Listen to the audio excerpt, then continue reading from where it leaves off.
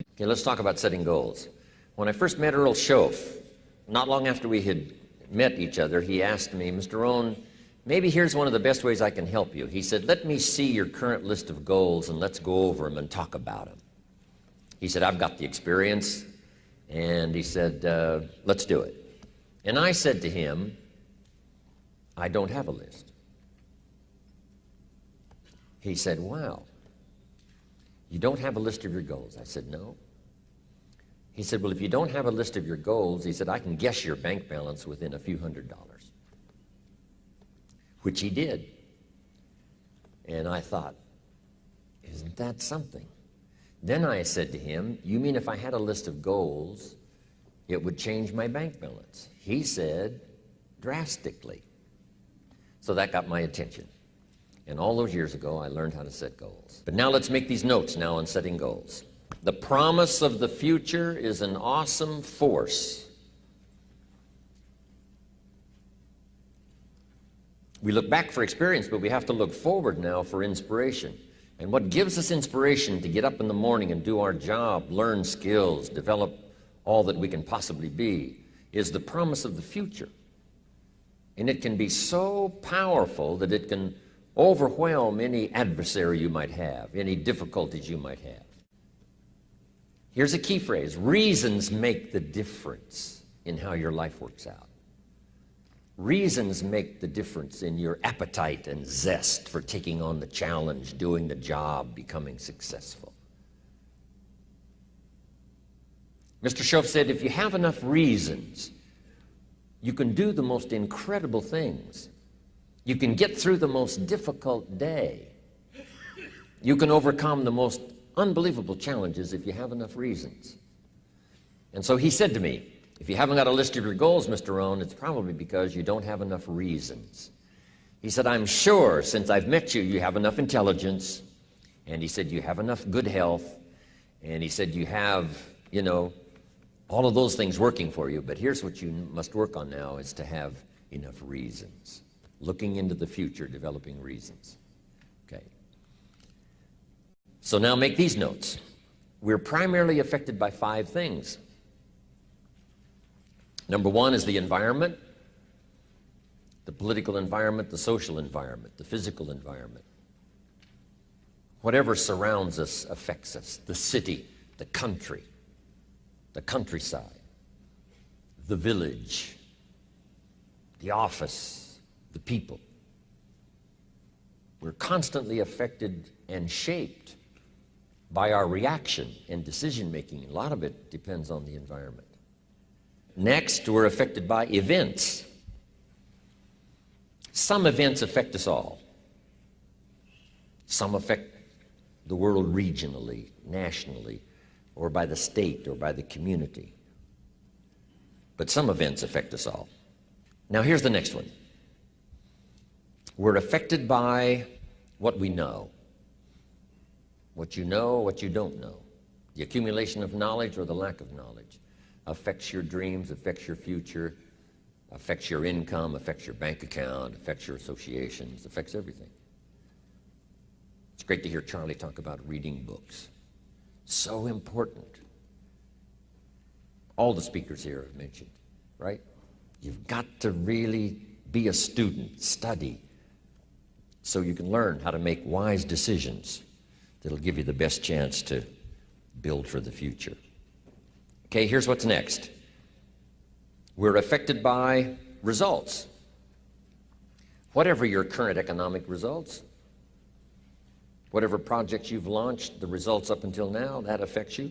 The results you've had in the past, up until now, that's affected you.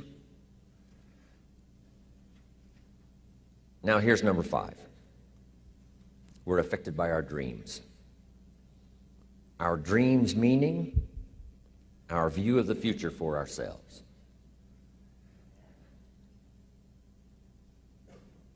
Now here's a note to make. It's important to make sure that the greatest pull on your life is the pull of the future. Now we talked yesterday about reviewing the past, which is fine, but we're not to live in the past. Some people let the past pull them back, pull them back. The past can be like gravity if you let it to pull you back. not just to think about it to get advice from mistakes to carry on for the future. But some people live in the past. They live in the darkness of the past. They live in the mistakes of the past. They live in the discouragement of the past. They didn't make it, and that affects them for the rest of their life, living in the past. So we don't want the future, the past, to pull us back, to live in the past, and all other kinds of things that affect us. It's going to affect us to some extent, but not to the extent that we should be affected by the future. So make this note: dreams and goals can become magnets. Dreams and goals can become magnets.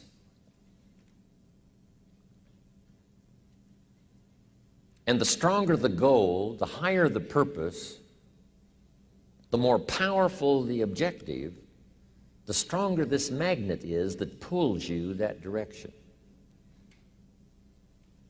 Now, not only does your goals and your objectives pull you that direction, here's what they also do. They pull you through.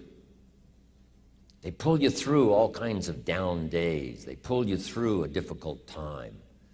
It'll pull you through some winter of your life. Some people get lost in the confusion of the day simply because their goal is not bright enough to pull them through. Next, it's goals that drive us to take advantage of the spring. Why would the farmer put the plow in the ground in the spring if he couldn't see the vision of the harvest when the summer is finished? Is it possible to see the finished harvest? And the answer is yes. We do that simply by faith. Key phrase: faith is the ability to see things that don't yet exist. And that's how things exist. How did this hotel get here? Someone saw it while the property was vacant. You say, well, is it possible to see this hotel when it isn't here? And the answer is yes, of course. If somebody cannot see it when it is not here, then it will never be here. So it's possible to see things that don't yet exist. Interesting. So have you got that now? It's possible to finish something before you start. In fact, it would be a bit foolish to start until you had it finished. So human beings have this remarkable ability to finish something and then start it. So here's what we want to do in our goal-setting session, is to start looking into the future of what you would like to accomplish, and where you would like to go, the person you would like to be, and see if you can't get a better picture of the finished objective. See yourself there. See yourself in possession of. I was in business with Bob Cummings, the old movie star, for a while. He said, decide what you want and then act as if you already had it. And being an actor, he could give us a few tips on acting. Decide what you want and act as if it was already yours. Now, the reason we can act thinking that it's already ours is because not only can we vision the end results, we can also vision the beginning of making it real. So we don't start till it's finished, but it is possible for human beings to finish something before they start.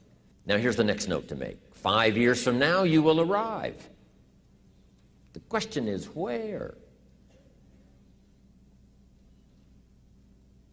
This is for mature people now. If you keep up your present disciplines and keep up the present pace that you're on, where will you be in 5 years?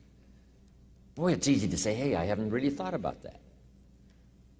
So now make this note. In 5 years, here's the probability.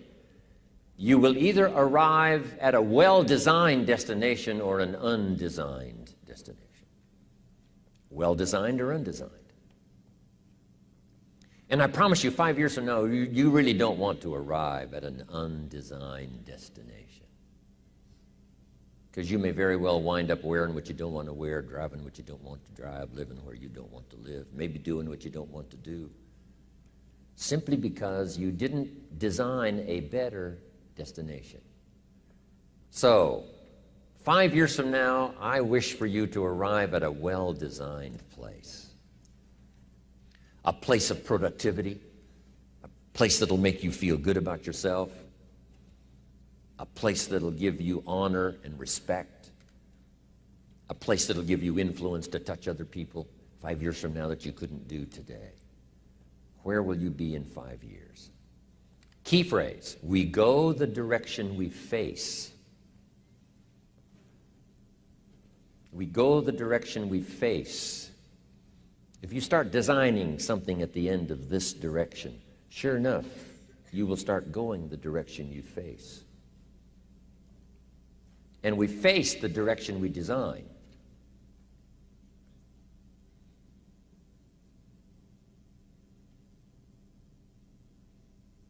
Next phrase, direction determines destination. Destination is not determined by hope. It's not determined by wish. Destination is determined by direction. You cannot change destination overnight. You cannot change destination overnight. Which means you can't arrive at a 5 years from now place tomorrow. But here's what you can change today and overnight. You can change direction. It's only a small journey to a new direction. Guess how quickly you can change your health? By starting to eat an apple a day. Mama said an apple a day keeps the doctor away.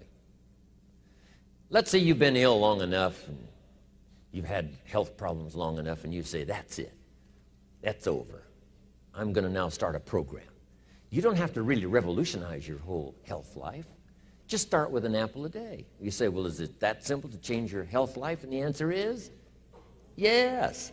The key is just to start. You know, you pick up a book on good health, and you get halfway through the book, and it says, now, dear reader, set this book aside, fall down on the floor, and see how many push-ups you can do. And then it goes on to say, and if you have not done that, why not give this book away? It looks like you're not going to do it.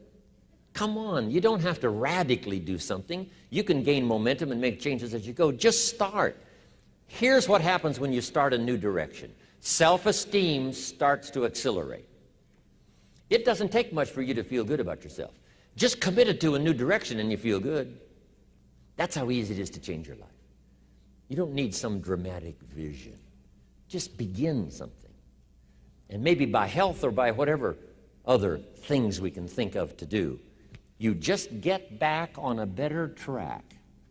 Okay? It's a small journey to changing direction. And by the time we finish our workshop right after lunch, I think you're going to have a concept of how powerful it can be, not only how easy it can be, but how powerful it can be to change every part of your life for the future.